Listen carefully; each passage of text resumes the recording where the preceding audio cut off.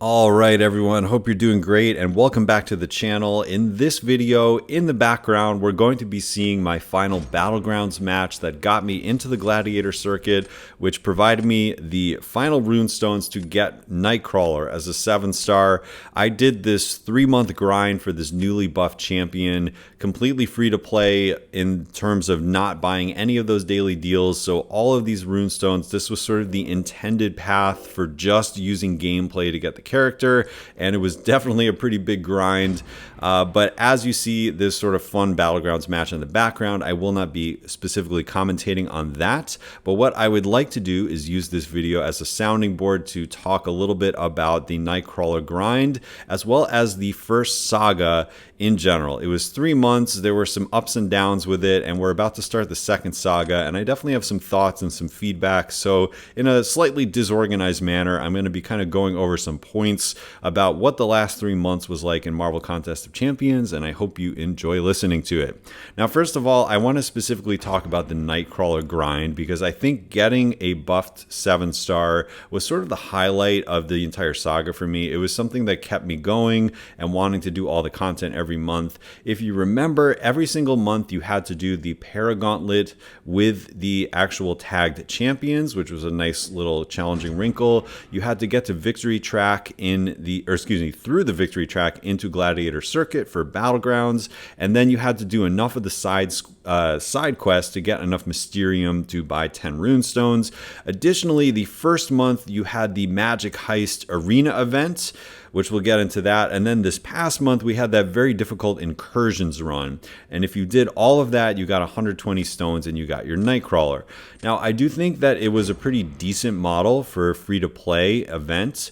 It was a very long grind. And the other thing is there was sort of a spending option. If you spent several $100s, you could get a copy of him without even playing the game, or more likely you could dupe the one that you were already getting. I think that's great. You know, people that spend on the game, they need to feel like their dollar is going somewhere. And he is a champion that really likes his awakened ability. So the fact that you could, spend a decent amount and get that was great. The other thing about it is that if you did miss some parts of the events, there was a little bit of a catch-up mechanic. If you just bought a few of the deals, you could get the extra runestones you need. So I think that is great because, not everybody likes to play every aspect of the game. And as I said earlier, it feels really balanced because you can just flat out get the champion from grinding it. If you need to close the gap with money, you can do that. Or if you want his powerful awakened ability, you could spend a little bit of chunk of cash and then get it. I'm personally really excited just to have him. It feels like it was a real good reward for the effort that I put in. So now what I'd like to get to is just some overall feedback for the saga in general for this first time through, and then we're going to kind of break down every other mode or event that was associated with the saga. So overall, I think my thoughts are that it was just a little underwhelming. But that's kind of what you expect. You have to kind of start small, start conservative. And overall, it was a solid start at this concept. I just think that in the future, I'd like to see it go a little bit farther. It was really funny because the stream before the announcement, they made this huge announcement that was like, everything is going to change and all that stuff. And it was sort of like, wow, what are they going to do? And at the end of the day, this saga, to me, it felt very much like just normal MCOC, right? There were still monthly events, there were still arenas, war, Alliance Quest, everything was just happening, and there was just like a very, very small framing on top of it, right? Now, the other thing is, like, I thought that I would be using Saga Champs a ton and then like really trying to make stuff work, but overall I pretty much played the game the way I normally would. I will say, like, the rank 5 gems that I achieved, I finally ranked up Zemo and CGR. Like, Cosmic Ghost Rider was sitting at rank 4 for a while. He finally got rank 5 treatment, and I don't know if I would have done that without the rank 5 gems. Additionally, we got those 7-star SIGs, and for me personally, as a big Elsa Bloodstone fan, I put those into Elsa Bloodstone, so that was awesome. But like overall, my day-to-day, I wasn't like really trying to use the Saga champions. And I think truthfully, it's because 10% boost is barely noticeable, right? So I would just recommend making that a little bit higher in the future. I know there's a whole balancing act there, but even if it was like 15 or 20%, I just feel like 10% doesn't really get you that far. Now, in War, I will say that Toad made more appearances than he normally would because he was tactics, so that's one example.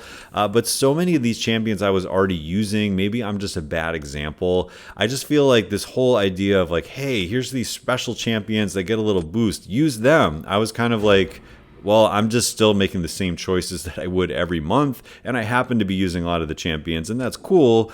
But, you know, aside from occasional Toad and Kushala and stuff like that in War, I wasn't really dominating with these Saga champions. So I hope in the future there's a little bit more incentive to use the champions and rank them up and things like that, because I ended up kind of being pretty cookie cutter throughout this entire 3-month time.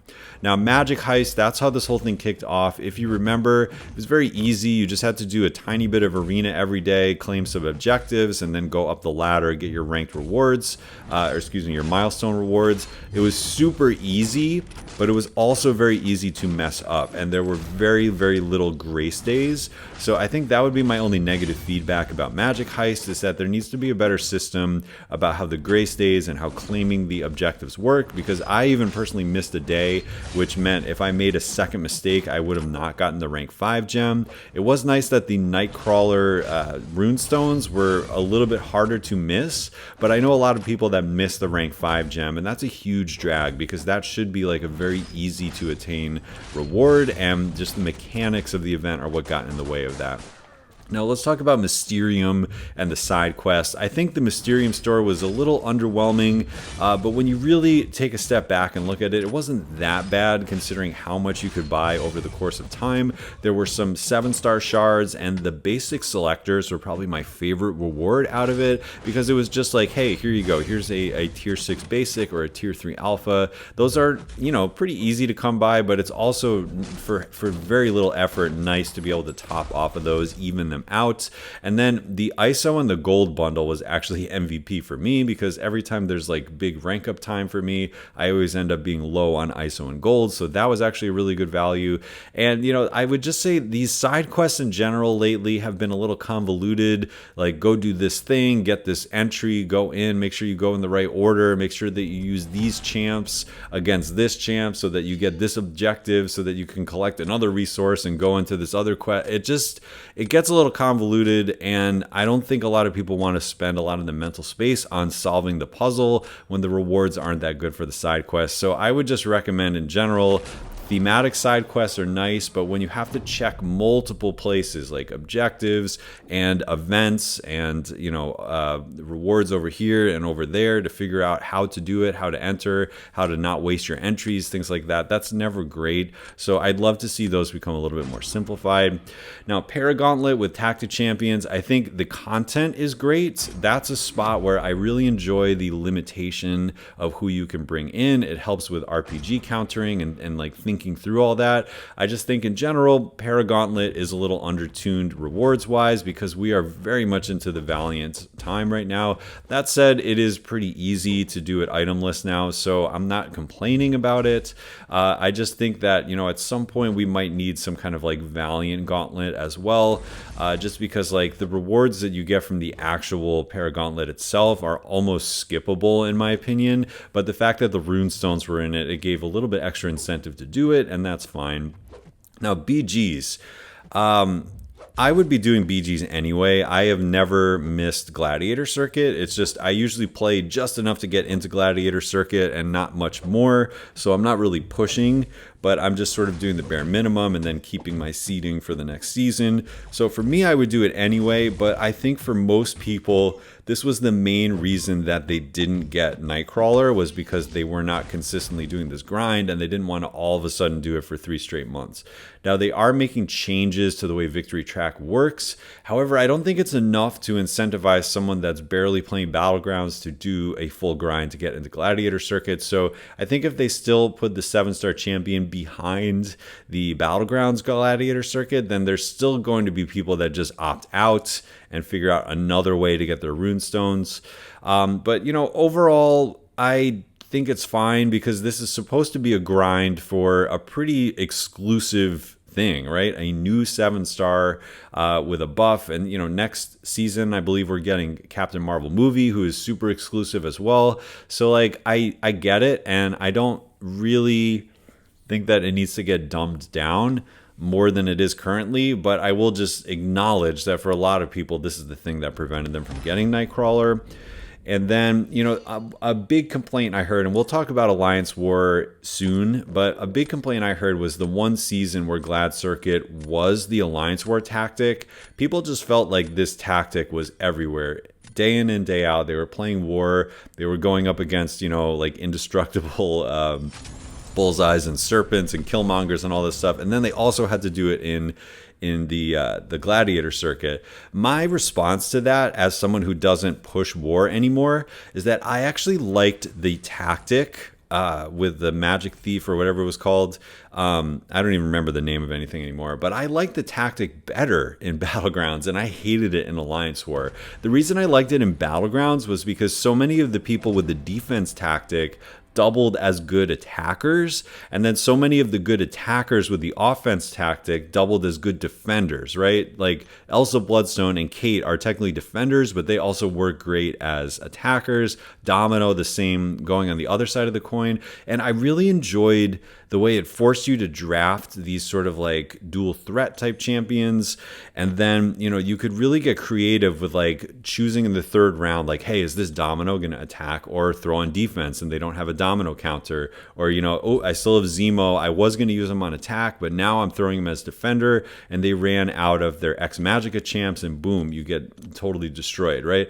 I actually really, really like that gladiator circuit, but I do want to respect the feedback that if you were doing really high tier war and like getting destroyed by this tactic in war, and then you turned around and it was also in gladiator circuit, that's not the best thing ever. So I don't know a solution to that problem, and I do respect everyone's feedback about it. For me personally, not pushing war, I kind of liked it there, but I totally get the overwhelming nature of just like always seeing the same tactic everywhere. Now, war in general, we don't really compete super hard, but it was still really rough, and there were times that it was unenjoyable for us. Like I said, the bullseyes, the killmongers, the serpents, it felt like a lot. And my big feedback there is I don't love it when the brand new, really, really difficult defender comes immediately out with the defense tactic. Like, Bullseye is bad enough. In general, he hasn't gone through his entire rebalance process. Like, I really hope that some things get moderately changed about him. Like I've been saying for a long time, I would love it if there was just like a tiny timer, even if it was like a second or something, where you push him over a bar of power and then the timer starts before he gets his evade phase, right? So you could just continue comboing him and not have to worry about as soon as he gets like a millimeter over 1 bar of power, you get destroyed. But we'll see about Bullseye. In general, we did not enjoy this Alliance War tactic, and my big feedback would be hardest defenders should not immediately have the tactic. Now, finally, the last mode we need to talk about is the incursions. And, this is one of these things. Incursions is very, very difficult. It's very RNG based. You can get in a lot of trouble if you don't have the right counters and you get these terrible node combinations. Other times it can be more or less an absolute breeze. Like sometimes zone 13 is absolutely horrible, and then zone 14 is a pushover. Like, you just never know with incursions.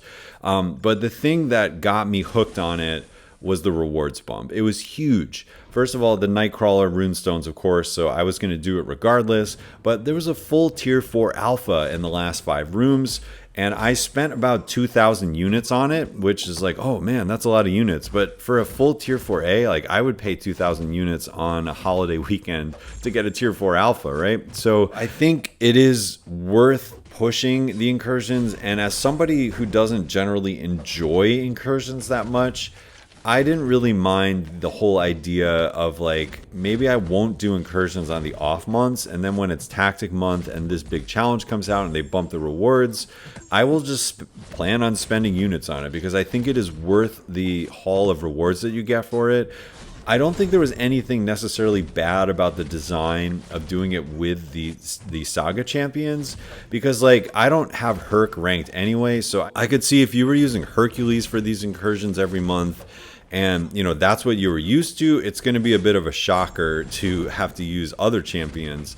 But overall for me, like, I don't enjoy incursions. All my bad feedback about this mode are just with incursions in general. I don't really like the mode, and I don't play the mode. But if once every 3 months they give us the rewards bump, I'm all in.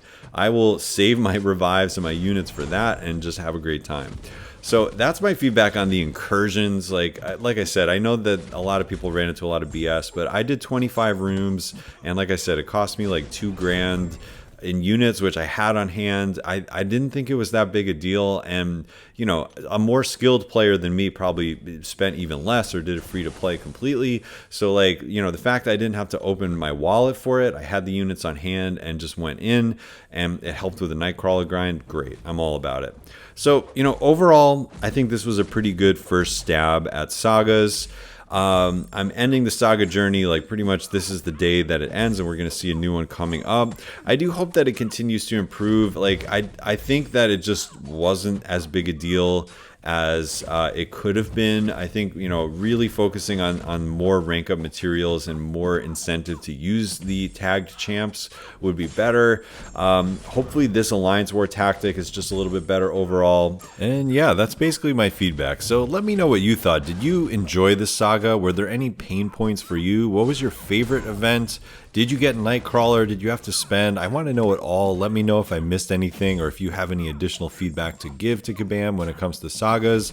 And also tell me, what are you looking forward to in future sagas, including this one that's about to turn on tomorrow. So anyway, thanks for checking it out. Hope you have a great day, and I'll catch you in the next one.